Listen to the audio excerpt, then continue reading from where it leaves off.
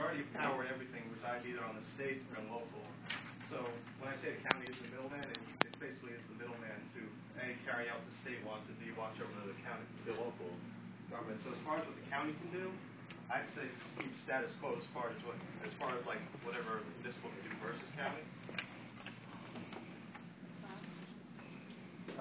One of the ways to cut down on the cost of county government is to eliminate some of their functions.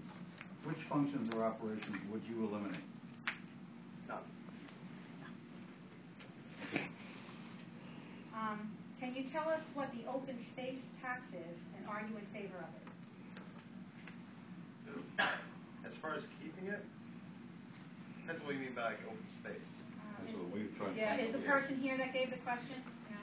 No, but I can help you with it. Okay. Okay. Because of my farm industry background.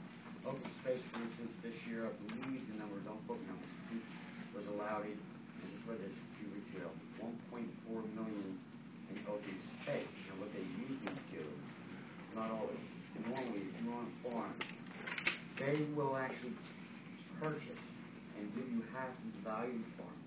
At that point, from then on, that property can never be bought and used for anything but a farm. You can own the farm and sell it, but it will always be restricted or out.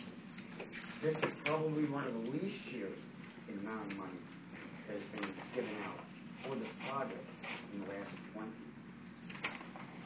Can I just add something to that? Besides farms, there have been a lot of developments in Middletown that they designated as open spaces. So they're currently 20, 30 years old, and there are areas within each development that is open space too. What is the open space tax? That's what. Yeah, we don't.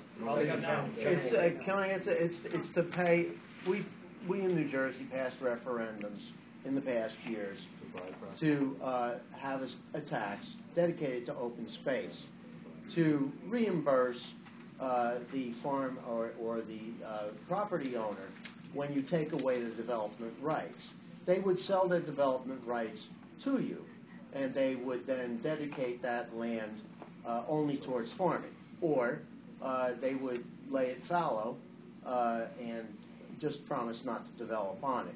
But the land wouldn't be stolen from them by the government or their rights trampled by the government. They would be reimbursed. Whether they would be fairly reimbursed, well, that's all negotiable. Yeah, I Think about that one. I have a question about that. Would they have to enter that contract willingly, or is it something that the government approaches them? In I think it's 4 or 5 counties, the land was taken. It's called the Highlands Act. And all development rights were taken without any recompense.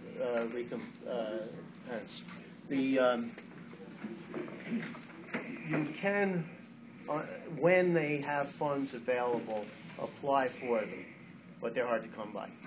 Exactly. I was going to say that. Basically, it's a government taking. I know a lot of people that actually go in and fill out the forms and hope to get this. Right.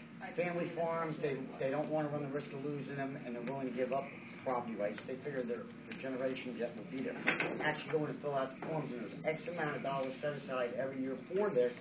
You got to be one of the early ones and really have the piece of property that the state thinks is worthy of saving. And the lawyer and the connection. Well, yeah, I mean, Politically connected. Yeah.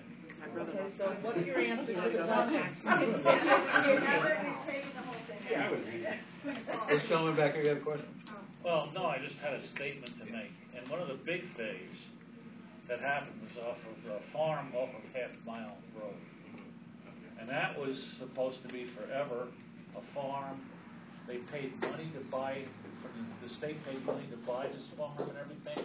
And now it's all developed as a senior citizens complex. So, as much as I would like to say that things are written in stone, I have seen other instances, which I can't bring to the forefront now, of the system failing. That's very common. They'll do blue waters or they'll do green acres. The first thing they'll do is put a recreation building on it. Anyway, thank you. Do you want to comment on it? So the bottom line is people have to negotiate with the government, but whether or not they can build on their properties. Well, actually to sell the property, to sell the future They development. sell the rights to develop. So they wouldn't develop on it, under any circumstances. Their property, they do what they want with it. Well, Well, no, they sell it away, that, then. no, what happens is they actually sell the developing rights to the state, therefore it never can be built on. Right. They can sell the property, but it's With that same $1 condition. million. Now it becomes worth $500,000 because you've received $500,000 from the state, and when you decide to sell it to him, it's only worth $500,000 to him. It's not worth the market rate because you cannot develop on it. So you just make it a farm.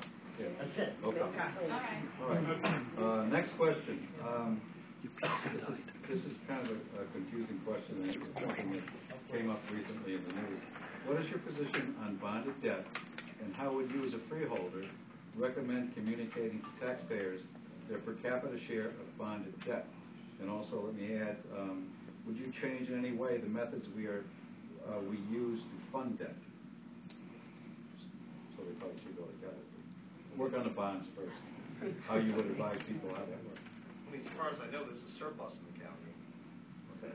So there's surplus, there's not debt. But as far as preventing debt, I would say as far as using the surplus, don't use it for things that you're going to have to keep paying for every single year. If it's a one-time fee, use the surplus, because that obviously will not create debt.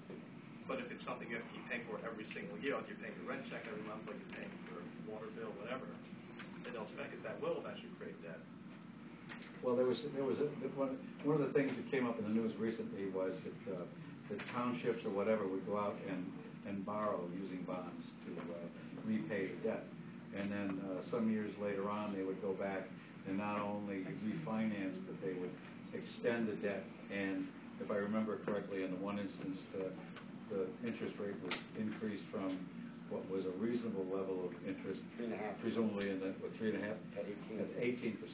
So I think that was the formulation of the question. But I don't know how much bond debt the county depends on or constructs. Well, as far as like townships doing it, Yeah.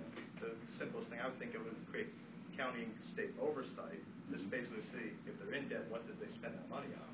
Is it like a public works thing? Is it some kind of private thing? Did they renovate their office with it? Yeah. Fire trucks, EMS.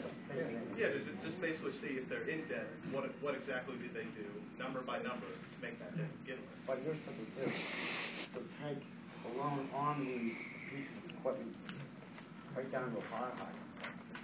And they take a loan at 3.5%, 4.5%, and at the end of 5 years, they turn around and rebond it. And they take a loan out on for another 30 at 18%. You wind up with equipment that might have started out as $1 million. God knows it's going to be 10. It might be 30 million. Excuse me, Yes, but ma'am? the bonds, I'm almost positive there are Monmouth County bonds that are floating out there right now. Probably. And a refinance will do, usually corporations as in towns will refinance because of the direct opposite, because prevailing rates were high and they want to pay a low interest rate, and that's where they'll refinance. If they need to refinance, they will be subject to prevailing interest rates, and that's where you get the higher interest, because right now we're enjoying low interest rates, but we have inflation and that goes up, then, and they have to refinance, then you're going to have to refinance at the prevailing rate. But I am almost sure that there are Monmouth County bonds right now that are floating out there. And that 30 works provided there's no extensive corruption. I think we're going to find out very soon that Gloucester might really be in a lot of trouble. I'm not sure about it. I wanted to ask you one thing about the surplus. Yeah. But the people's money. Shouldn't be returned? Well, we tried that with Bush, and that didn't work.